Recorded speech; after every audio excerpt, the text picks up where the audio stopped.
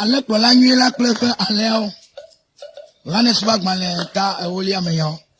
Vava me le egblɔ na mi bena ame si metoa agboa nu ke yina ɖe alẽxɔa me o ke boŋ wòyi ɖalia afi bubu ge ɖe eme la eya nye fiafitɔ kple adzodala. Nye alẽkplɔla nyui la. Alẽkplɔla nyui la trɔ eƒe agbe ɖo anyi na alẽawo ta. Wole gbe la dzi wose wo kplɔlawo gbegbe. Wole gbe la dzi wose wo kplɔlawo gbegbe. Alẽkplɔlawo alẽmawo. Wole gbe la dzi wose wo kplɔlawo gbegbe. Alẽhama. Wole gbe la wose wo kplɔlawo gbegbe.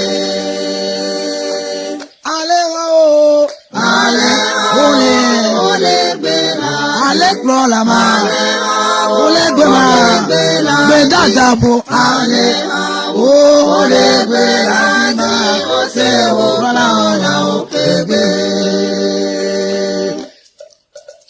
Wole gbe la dzi, wose wo kplɔlawo gbegbe. Wole gbe la dzi, wose wo kplɔlawo gbegbe. Okuma, izeze lonyoma, ajafaye. Okuma izeze lo, ajafayo, ajafanyo. Fisike lolo sobole, eyamesiame, plasi kona no viale, totoke me, asu plasi domeya, kolo domeya, kate sikle paso domeya. Kama mega kple pastor domenyawo eye hamevi kple pastor domenyawo eye wotsɔ dziboboe nuɖoɖo vevie sɔna amemewo la afi mamawo nɔna eya ta gbeɖiɖi ale gbɔgblɔ la ahlogome be ɔkuma yi zeze nyo aɖu adzafala nyo ɔkuma yi zeze nyo minɔ mianewo ɔkuma yi zeze nyo adzafae.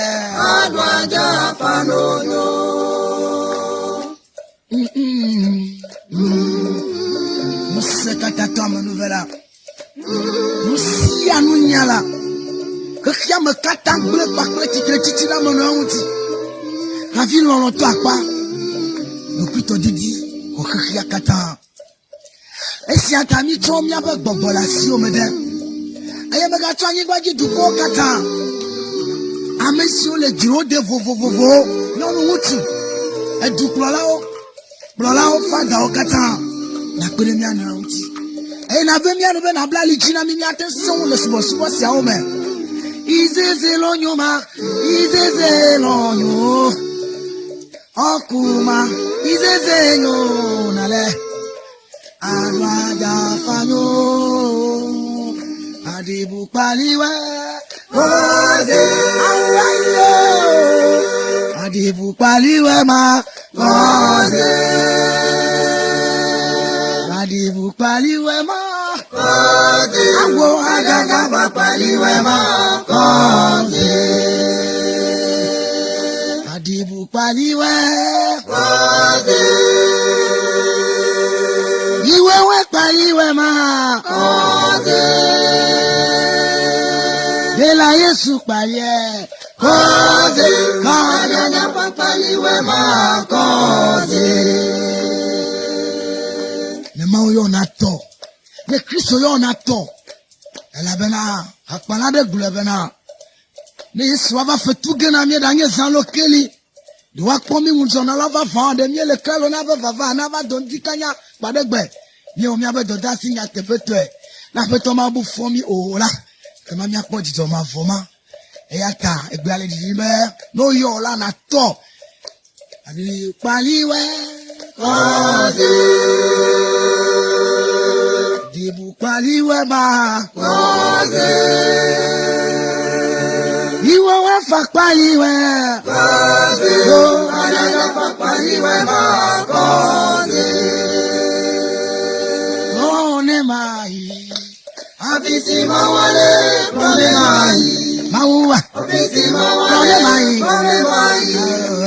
Afisi mawale, problemai. Afisi mawale, problemai. Afisi mawale, problemai. Afisi mawale, problemai. Afisi mawale, problemai. Afisi mawale. Isaiah Pagbalé tabla délé amenyao. Zion fonti koko etro subola ototro. Tuna kle. Ela bena wo kekeli bona. Iwa fonti koko adjere jio. Ela bena viviti kwanyi gbadi. Ke ola. Iwa fonti koko adjere jio. Eye bluko choduko. Ke ola iwa adjere jio. Eye efe fonti koko adore jio. Anyi gbadi duko azole wo kekeli nu. Blessia o le o kekele be didie no. No vie wo ma pe dola. Aye na seun. Na gbogbo na kplo ya fi kenye ma subo tebe nyito enye ejime meme le gotasia. Plone mai di Afisi mawale, plone mai. Afisi mawale, Plone mai. Afisi mawale, Mama. Afisi mawale. Afisi mawale, plone mai. Afisi mawale, plone mai. Afisi mawale, plone mai. Afisi mawale, plone mai. Afisi mawale, plone mai. Afisi mawale, plone mai. Afisi mawale, plone mai. Afisi mawale. Onyo anakale akalole. Onyo anakale. Isa kana ajafa. Onyo anakale. Israel na jafa. Onyo anakale. Onyo anakale. Onyo anakale. Israel na jafa. Anakale. Ajafa. Onyo anakale.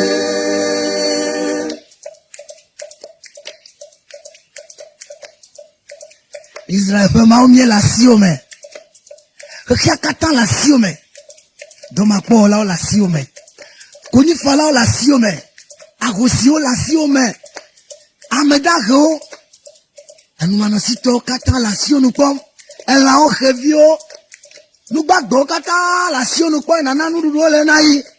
Didi wo musa. Didi wo gbogbo. Les sia de folle rajim revio le rajim. Atilo o les. Aya bobonam aya nu gbagbe sia nu gbagbe nu yo kata ne wole keke ade me kata la o le wa sinu pom anyi gbagba ja gbedada bo kata o la sinu pom be tina jana yo ne ade do eya ta tro de wo dola o muti na mi abe fe se sona de poto be yo kata na ne le yanya o twa dukiri ru pe nne tole e wo mi e abeto o kokko sila na do asiwo me Asiwo me. Asiwo me. Kana pe mawe. Asiwo me na mana. Asiwo me. Asiwo me. Asiwo me. Asiwo me. Kana pe mawe. Asiwo me. Kana pe mawe. Nele asiwo me. Kana pe mawe. Miele asiwo me. Baga sisi be maunga imagbe o. Elewo esaira. Baga sisi be wo ya ira imagbe o.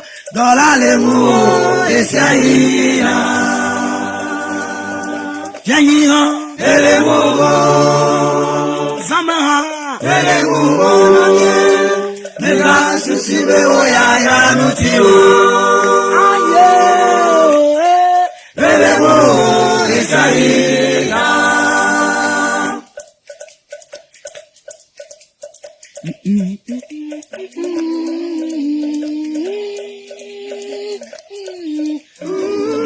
Maule mo esia yino vinya.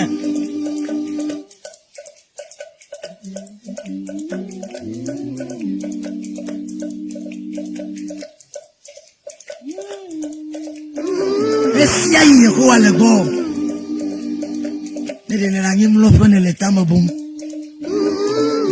Aye mutete de siale. On a rekama gala mesia magole bo. Akotobe. Mokpokpo mana na nkuyamo.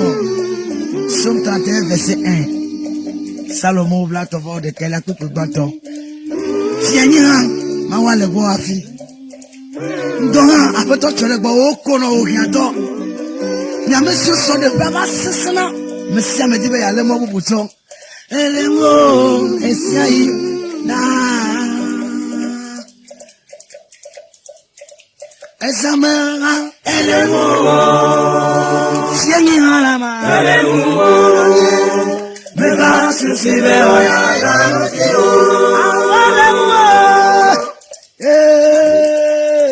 Elemo esaina. Zamera elemo sieni elemo Mega susibe oya ya nutio. elemo esiaina safika kwebu na vosiabo po Esele nye safina. safi Obeya. safika kwebu na vosiabo maselo Esele nye safina. safi Obeya. me ade wotu yesu Bune. mami wota wotu Yesu bune. oh botu kakra Yesu mabu. eya bune Eya buna wasiabo. safi Safi o obeya. gbogbo fo wotu Yesu bune. Jao jisa wotu Yesu bune. wotu kakra Tukako Yesu mabu. eya bune ma Eya buna wasiabo. Safi obeya.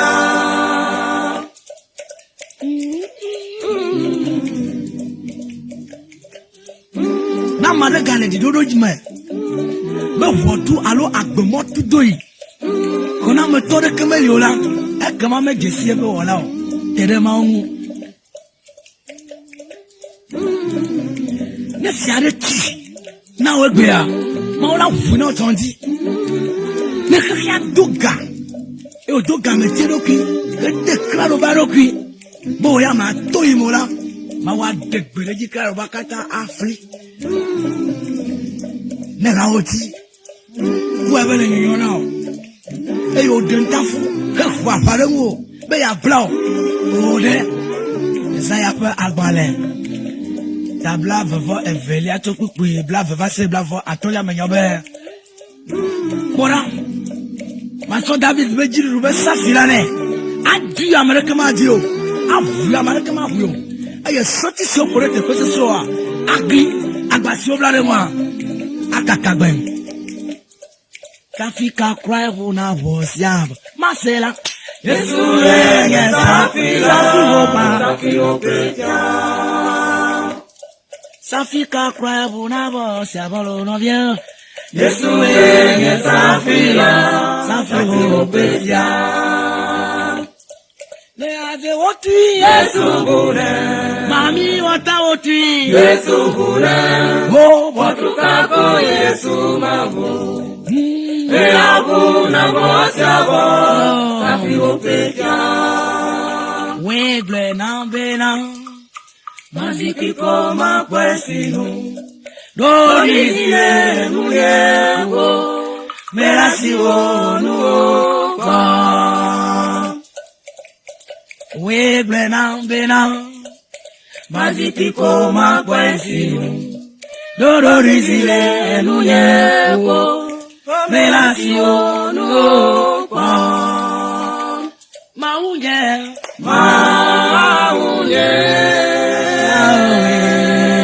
Dodorizile nuyepo Nye mau dodorizile nuyepo Awe glanambe megapono Megakewonu yo Konyi farao pe agbanle Tato la kwi blave vo evelia menyobe So wonu bode keme e na poma sinu ye wa pa manu ve nu metro ele ye yendi sandi na lo vosine le mo pomle e ta do dusi nu ye mela asi nu kom mo mo jire tongu afika kona me atro ye kona me atro ye wa ye kokule anyigba la gbo maunye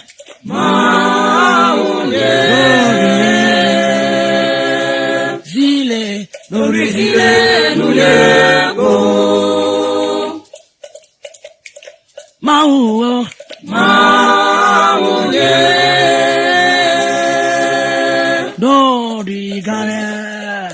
Dorizile nuyego Webana mubera Webana mbena Mazikiko makwesiru Dorizile nuyego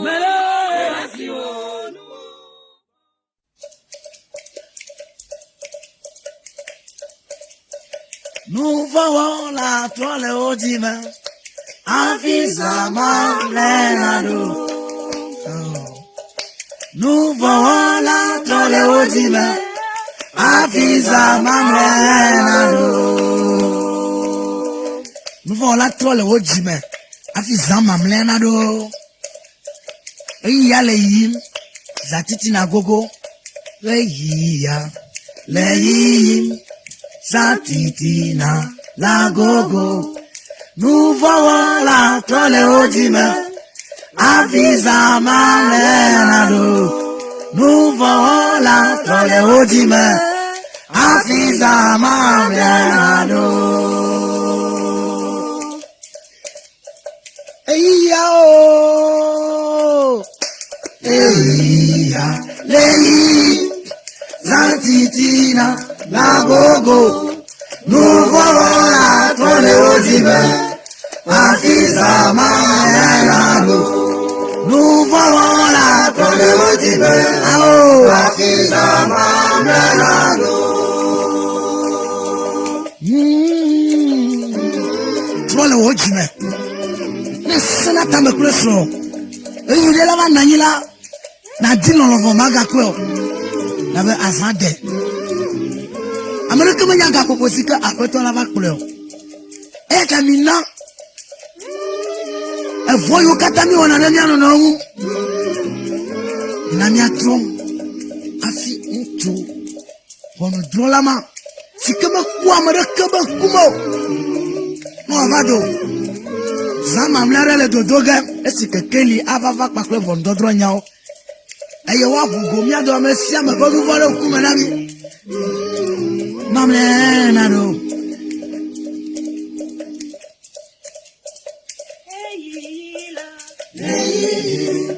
Satitina la gogo.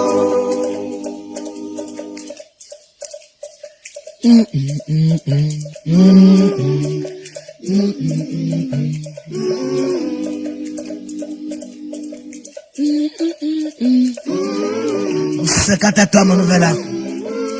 Kakuboya gasunyasi beluvo katanga leo na tsonya beluvo keni afudede matro efififi amongbegble amonzozo didodo beluvo katasio muti melo ke wa de ka oklo ke boy fuasana no boy akata apeto de musemi mega popo ya mami doa Babla ko kuna klo du ko bli bo ka ta e ya ta na kuro tami le kukudem avemiano ole ozina afiza mamlano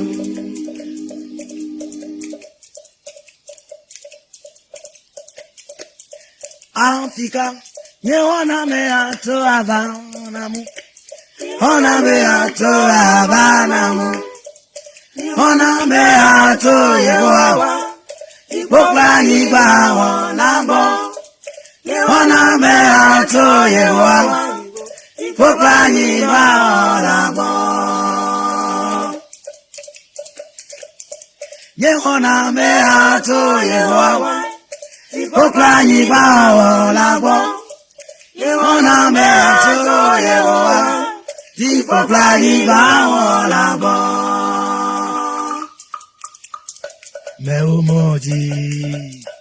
Meumoji le twao. Meumoji le twao. Oui. Meumoji le twao. Yes, we. Meumoji le twao. Africa. Yewana me ato Banama. Africa, tututu. Yewana me ato Banama. Yewana me ato Yehowa. Ipokla nyigba wonabo. Yewana me ato Yehowa. Ipokla nyigba wonabo.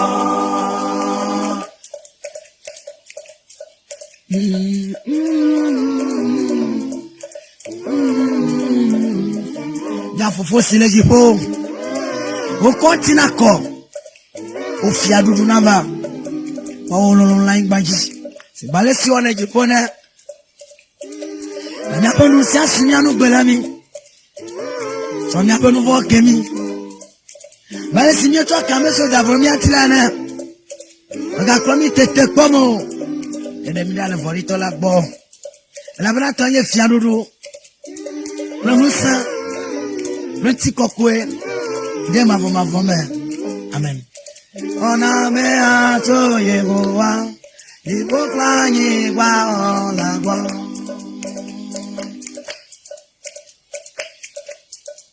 Meumoji le twao. To. Meumoji le twao. Meumoji le twao. Meumoji le twao. Africa. Yewana me ato Banama. Africa tutu. Yewana me ato Banama. Yewana me toma. Yewana me ato Yehowa. Ipokla nyigba wonabo. Yo.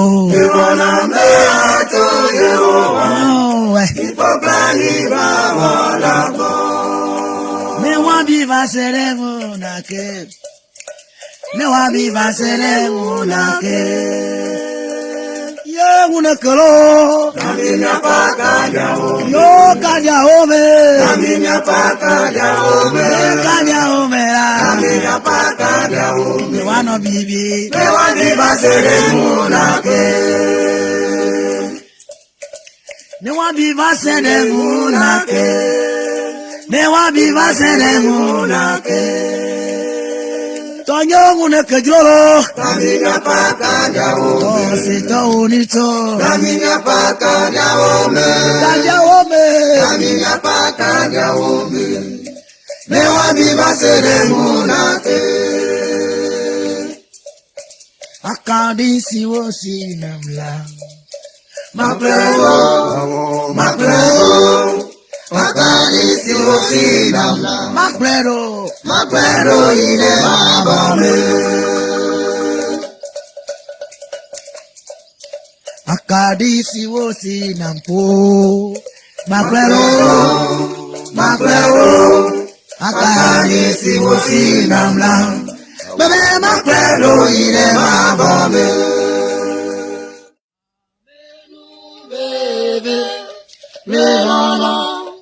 Ola wozipe kokwela.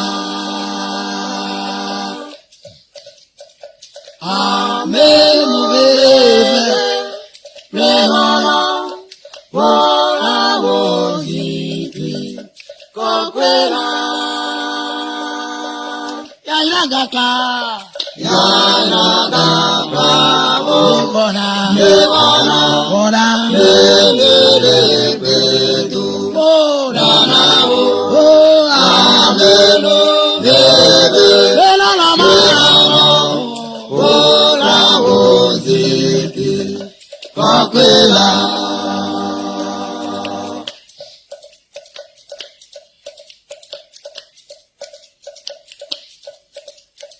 na wodole do ke kleme na de gome kaba sola bezando doge magateli o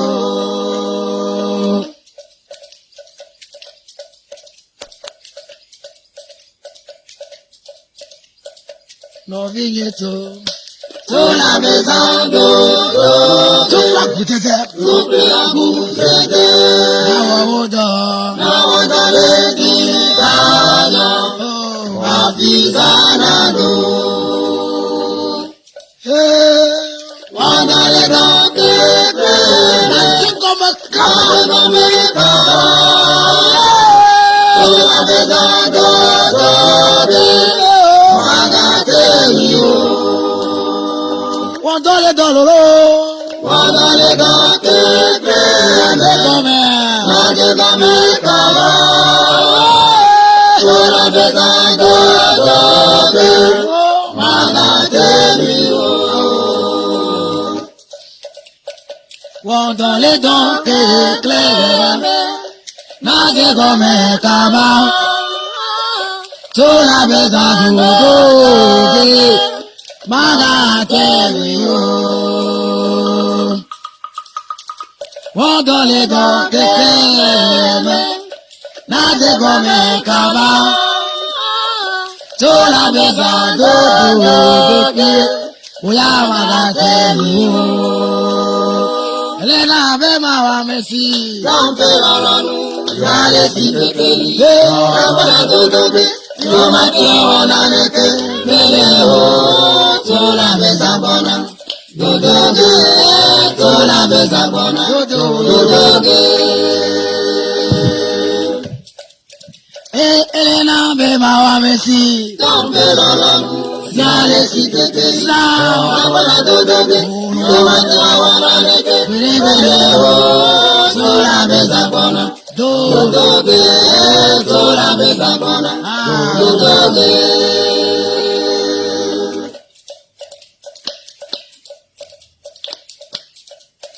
Mau doyo na be nini be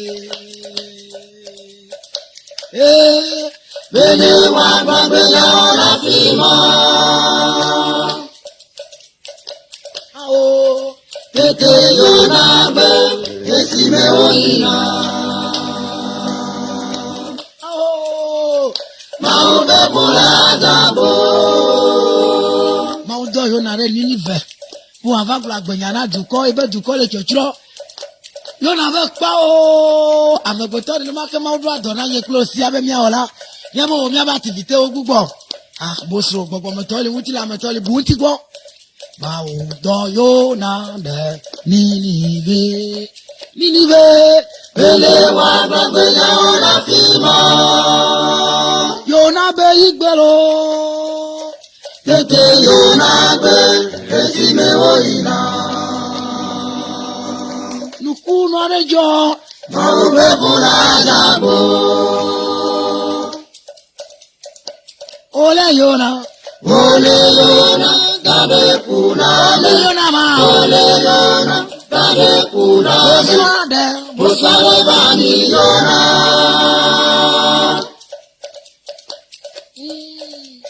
Boswade bani yona Boswazomo Ukeketa Ato yona Gale ninive Pulato Boswazomo Ukeketa Ato yona Gale ninive Pulato Ayo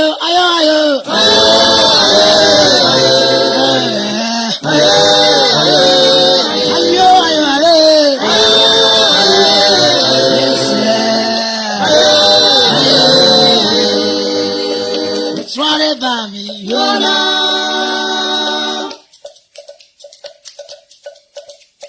Abo sware bami yona Boswazomo Ukeketa Ato yona Gale ninive Pulato Aye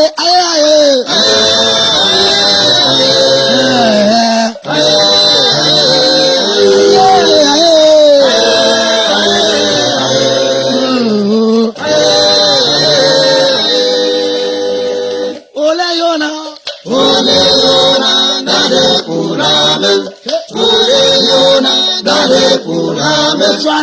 Bonsoir va millionnaire.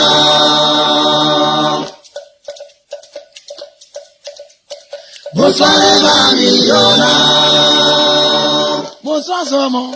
Bonsoir Zomo. Uketeka. Batuyana na ninibe. Olato. Lenu kagaume. Nemero kuziani. Somme 139.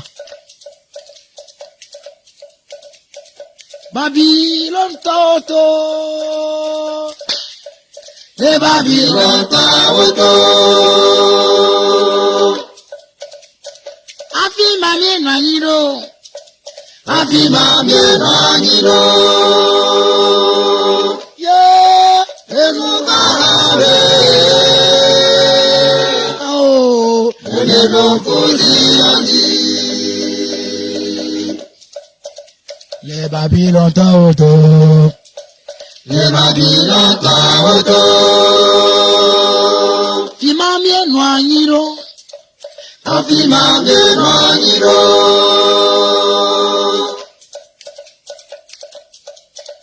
Enukabe.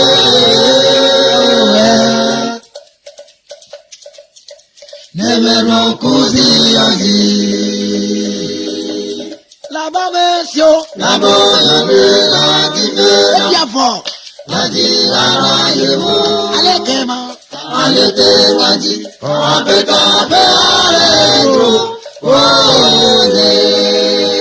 Nekle Salomo alo fareka. Blato va sieke kona ponya ya okataleme. Oh la babesio. Boya me la divina. Atira.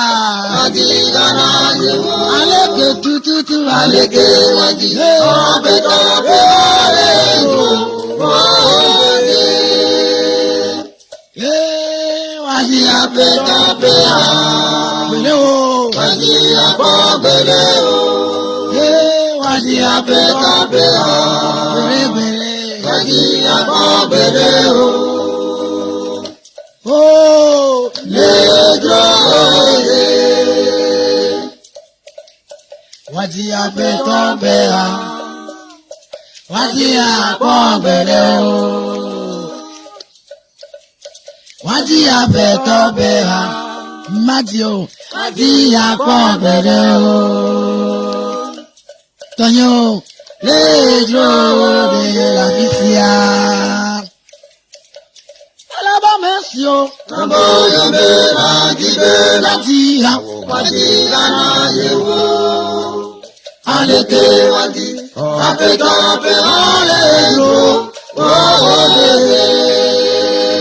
La babesio. La boya me la divina. Igana yo. Waji gana yewo.